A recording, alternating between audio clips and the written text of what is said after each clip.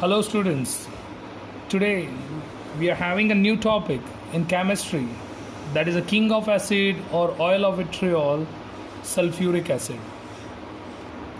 If you focus in the structure, you'll have the bonding pattern shown for sulfuric acid, that is the sulfur has shared electron with oxygen, and here also sharing will done with the another two oxygen with the coordinate bonding. That's why arrow is being shown here. Okay, so it is a H2SO4 molecule which is having a molecular mass that is 98 AMU. Now, why this H2SO4 is considered as a king of acid? King of acid because no other chemical compound which is used by such a large number in a key industry other than this H2SO4. So it is a chief component which is being used in most of the chemical reaction. Even it is called as oil of vitriol. Oil of vitriol, the word is being used because it is being extracted from the green vitriol. As it is extracted from the green vitriol by heating, it will liberate sulfur trioxide, which on dissolving with water converts into sulfuric acid, which is nature by oily viscous. That's why it is called as oil of vitriol. Now in free and combined state it is available. Free state, it is found in certain mineral springs and is formed by action of water on some certain sulfides. And in combined state, we are getting it is in the form of barytes, barium sulfate, gypsum, and kieserite. These are the equation for the lab preparation of sulfuric acid. It can be prepared by merging of the sulfur dioxide and water. With that, you can add oxygen. Then also you will get that. If you will add chlorine, you will get sulfuric acid plus HCl. And if you will use bromine gas over there also, it is possible to get sulfuric acid with HBr, hydrogen bromide gas. Even in nitric acid chapter, as we have seen, sulfur and nitric acid will combine to form sulfuric acid, nitrogen dioxide and water. Yeah, definitely it's a concentrated HNO3. And one more is that is a sulfuryl chloride. On hydrolysis, that means by adding water, also it converts into sulfuric acid and HCl. So these are the equation for the lab preparation of sulfuric acid. But very important process for industrial preparation of sulfuric acid is contact process. And in that contact process, the major thing is a need of making sulfur dioxide. Now sulfur dioxide we can make by two different means. Okay, first sulfur dioxide production can be done by using iron pyrite, FeS2, and oxygen. Iron pyrite burns in the presence of air to liberate sulfur dioxide. This is one step. Or if we have 99% pure sulfur, that is called as Louisiana sulfur. Louisiana sulfur also gets oxidized to form sulfur dioxide. This is difficult to get, that's why they are using iron pyrite burner, and in that they are using FeS2, by which they are making this sulfur dioxide. Now, after making this sulfur dioxide, the steps are involved for making it purified. In the purification step, there is a complete setup of contact process. Now, in this purification step, first as we got this sulfur dioxide in this by iron pyrite burner, in that the reaction will be done, sulfur dioxide and air will be passed through the dusting chamber where the dust particle is being separated out. Later on it is being cooled down in a cooler and it is being transferred to the another chamber called as scrubber. Scrubber is that chamber where it is a spraying of water is done. As water is being sprayed in this chamber, the dust particle is getting settled down and the remaining of the sulfur dioxide and oxygen is passed through the next chamber, that is called as drying tower. Definitely we can say in scrubbing it gets moist. Sulfur dioxide gets moist, so we have to make it dry, and that drying will be done in this drying tower. For a strange here, as a drying agent also we have used concentrated H2SO4, which is already being prepared by some other method. This after drying passed to the next chamber, that is called as arsenic purifier. There might be possible whenever we are getting sulfur dioxide, okay, from iron pyrite, then there might be a possibility of having impurity called as arsenic oxide. That arsenic oxide impurity to remove, we have kept this arsenic purifier in which this kind of stacks are there with a component called as ferric hydroxide. Ferric hydroxide in this arsenic purifier removes this all arsenic impurity and pass that pure gas into the testing box, where the purity of the testing box is being checked by passing lights. Now after passing light, it is being passed to the major chamber that is called as contact tower. Based on this tower name only, the process name given, contact tower. Contact tower is having this kind of cylindrical tubes where a particular sulfur dioxide and oxygen will be mixed together in the presence of catalyst called as vanadium pentoxide, V2O5. This is a reaction, sulfur dioxide plus oxygen in the presence of V2O5 and 400 to 450 degree temperature. Under this condition, it turns into sulfur trioxide. The reaction is exothermic, so that in the setup, once you are providing a temperature 450 to 500 degree, you don't have to provide the extra heat. Soon after formation of sulfur trioxide, it is being passed to the next tower called as absorption tower, whereas already contained a pure concentrated H2SO4 of 98% is being sprinkled from the top. It is being reacted with the sulfur trioxide to form oleum. So you can see here it's a formation of oleum. Oleum is simply called as H2, having the formula H2S2O7.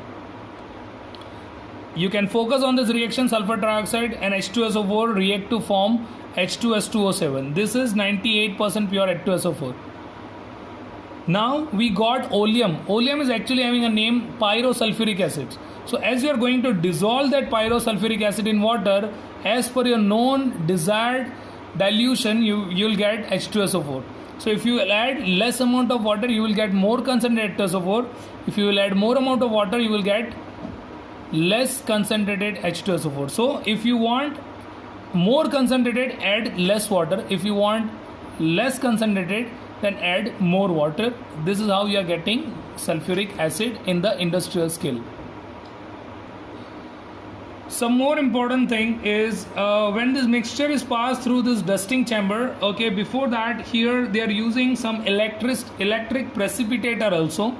That electric precipitator actually separating the solid particles, okay, based on their electric charge, like positive and negative charge. Based on that, the particles are being separated out, and later on it will be passing through the different chambers in the reaction. Now there might be some question arise that why sulfur trioxide is not directly dissolved in water. Why we are not going to make sulfuric acid in this way? So the reason for that is sulfur trioxide does not dissolve in water satisfactorily, and it gives a lot of heat. On this reaction we are getting a lot of heat and misty droplets of H2SO4. We want a solution, we want a complete compound, we want in a proper solution form. Again, we are just getting here a misty droplets. That's why this method is not applicable. Now another question is, what is the use of this arsenic tower? Arsenic tower is the one which is being used to remove the arsenic oxide impurity, that we know. Arsenic oxide actually affect or somehow poison the catalyst. The catalyst used for the process is vanadium pentoxide. It can be easily affected by arsenic oxide.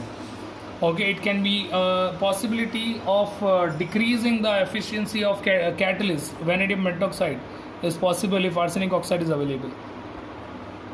Here are some of the physical properties of this sulfuric acid, where the color is colorless, odor is odorless, it is taste wise slightly sour in taste as it is acidic, nature wise dense, oily, hygroscopic, means absorbing moisture without dissolving in it.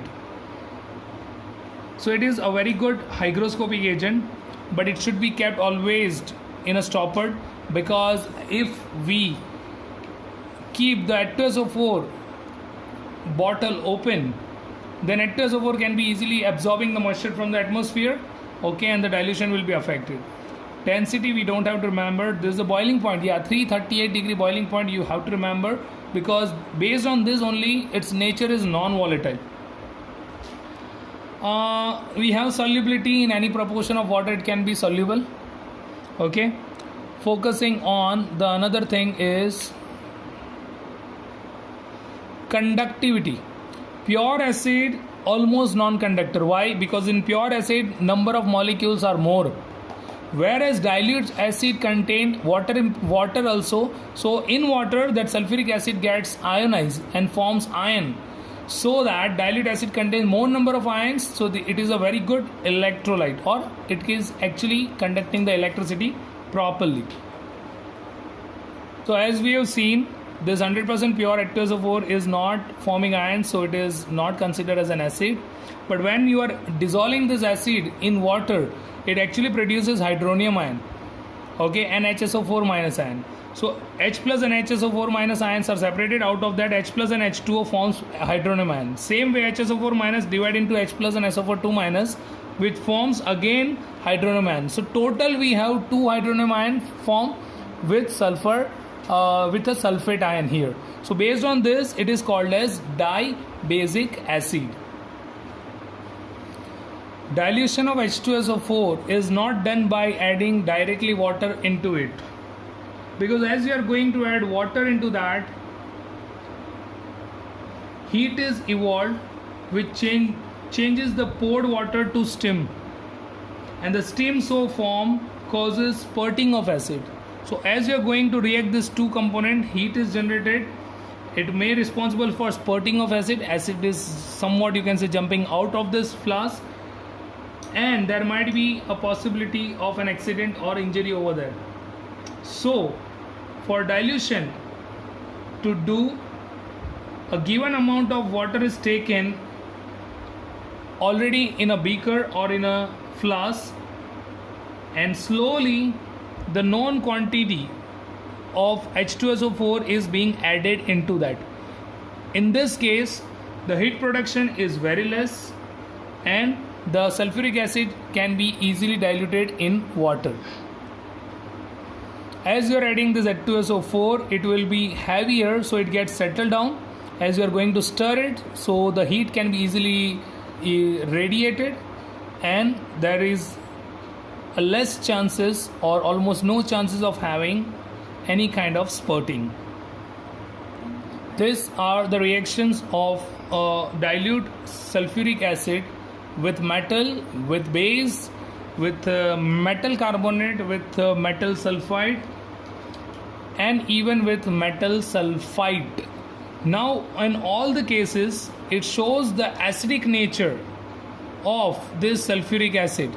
Now acidic nature, first, as it is being acid, it reacts with that H2SO4 to form MgSO4 plus H2, hydrogen gas bubble through it, pop sound. This is base and acid, you know, it's definitely producing salt and water.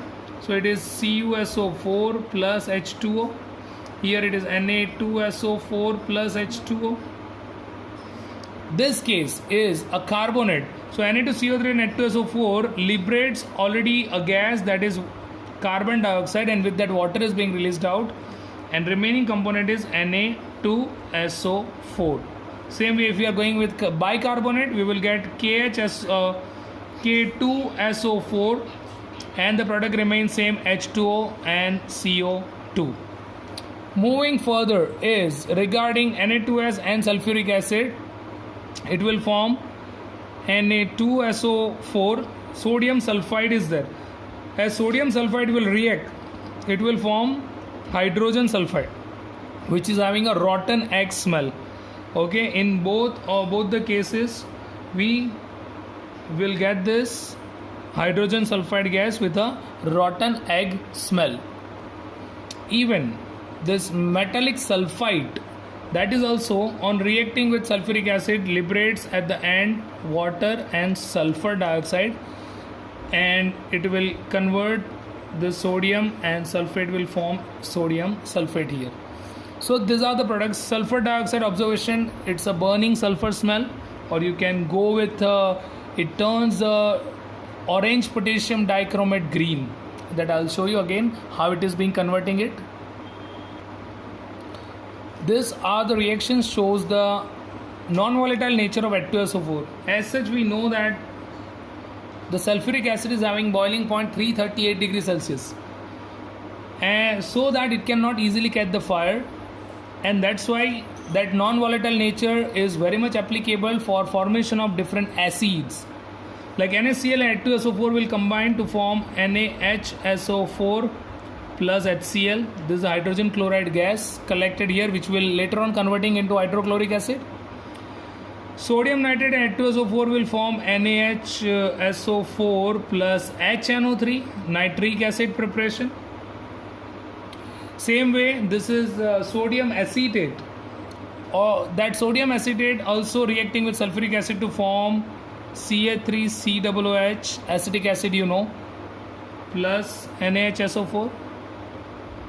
So this kind of acid formation, whether it is weak or strong, it is actually being prepared by sulfuric acid due to its nature non-volatile. So we have seen two nature, acidic and non-volatile.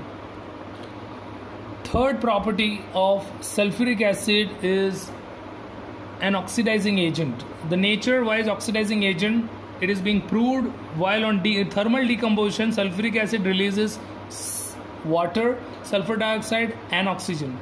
That is nascent oxygen. Now based on this nascent oxygen, its nature is that is oxidizing agent.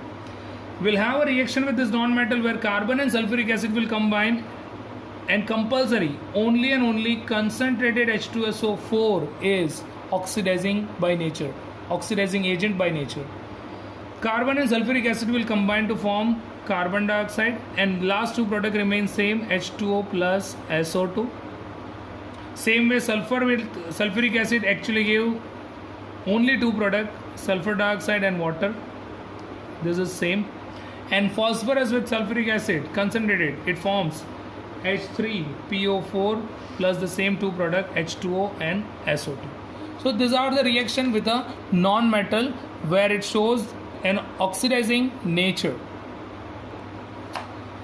Even concentrated form of H2SO4 can react with metals like copper and zinc to give the end product as such same, H2O plus SO2, and it forms its sulfate with that, so it is forming CuSO4, it's forming ZnSO4 over here. This all reaction shows the oxidizing nature of sulfuric acid, that is also concentrated sulfuric acid. Moving to the bottom, we have some of the another inorganic compound like hydrogen bromide or hydrogen sulfide gas, which on reacting with concentrated H2SO4, okay, liberates their actual non-metals. So here the reaction will be end product remains same, water and sulfur dioxide, that is same, so it's easy for you to remember. Now bromine is there, so bromine is being separated out in the form of Br2, and here sulfur is removed out in the form of S. What is the observation for Br2? That is reddish brown. It's a reddish brown gas. Reddish brown vapor, you can say, because bromine is in a liquid state. As it is being heated, you will get in a liquid state or in the vaporized state, and sulfur is yellow color solid we are getting after the end of this reaction. So that is also being asked in a what do you observe question. Next is the reaction shows the dehydrating nature of concentrated sulfuric acid. It is having a very good property to remove water from the compound which is chemically attached to it. Yeah, from the compound, as we are not finding water anywhere, but from that compound also the water impurity will be removed, which is chemically attached. Okay, that kind of impurity also is removed by this concentrated H2SO4. So here this is formic acid. On using this concentrated H2SO4 as a dehydrating agent, it forms carbon monoxide plus water. This is oxalic acid. From that we are getting CO plus CO2 plus water. Everywhere water is the major one. C2H5OH. Over there concentrated H2SO4 and 170 degrees Celsius temperature we are providing, it will convert into ethene, C2H4 ethene plus water. So all this reaction shows the dehydrating nature of concentrated sulfuric acid. More to that, even we are using a sugar crystal, what we are eating, that sugar crystal also, if on that by chance concentrated H2SO4 is poured, then after pouring that concentrated H2SO4, it chairs this sugar, black. You know why it is black? Because it forms carbon plus H2O. Carbon is a spongy, black spongy mass.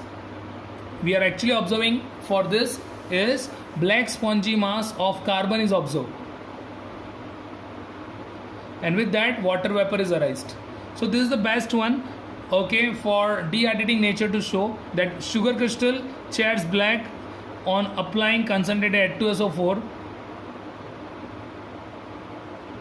as it liberate carbon, which is black color, which is black in color.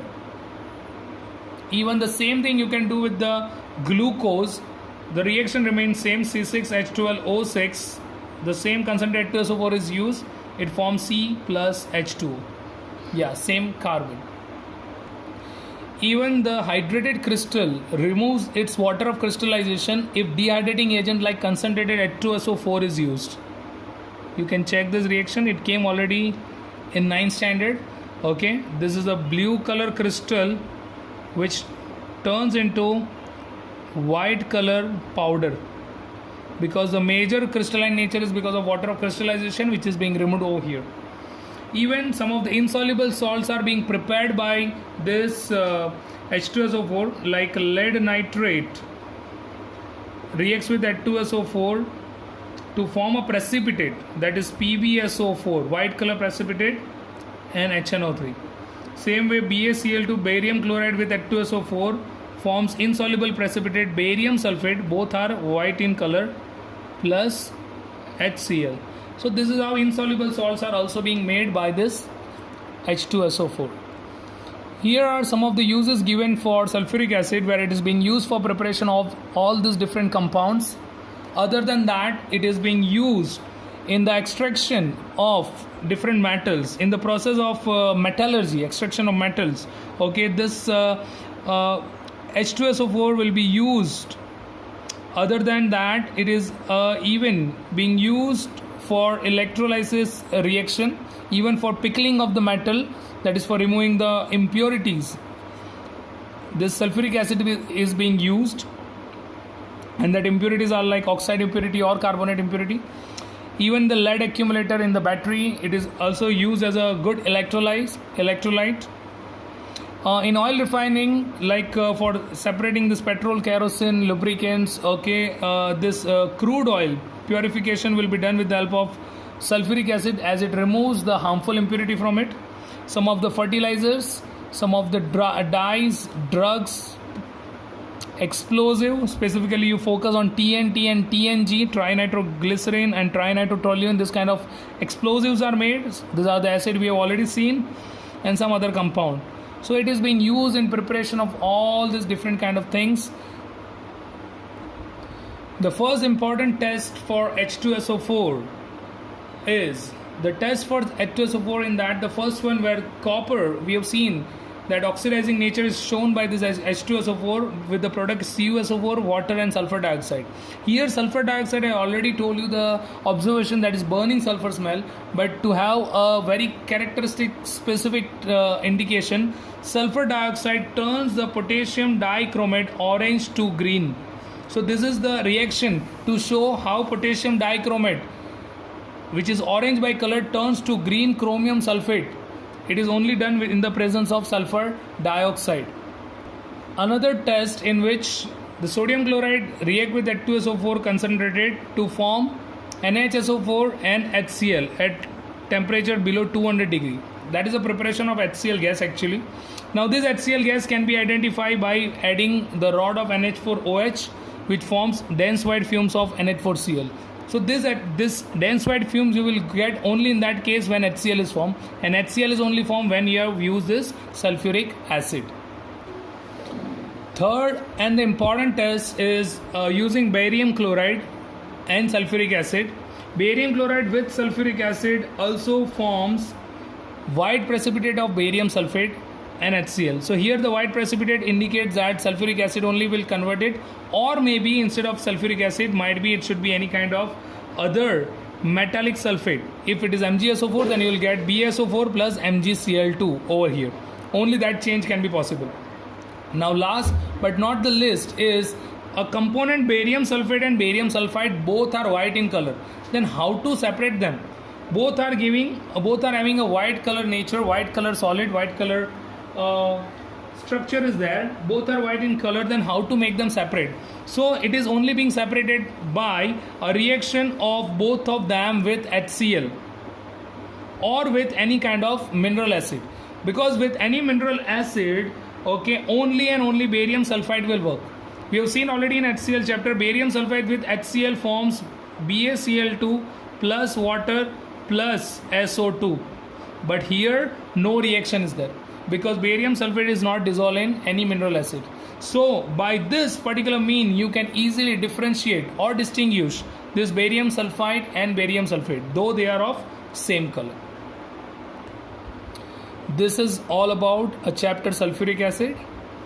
Thank you all.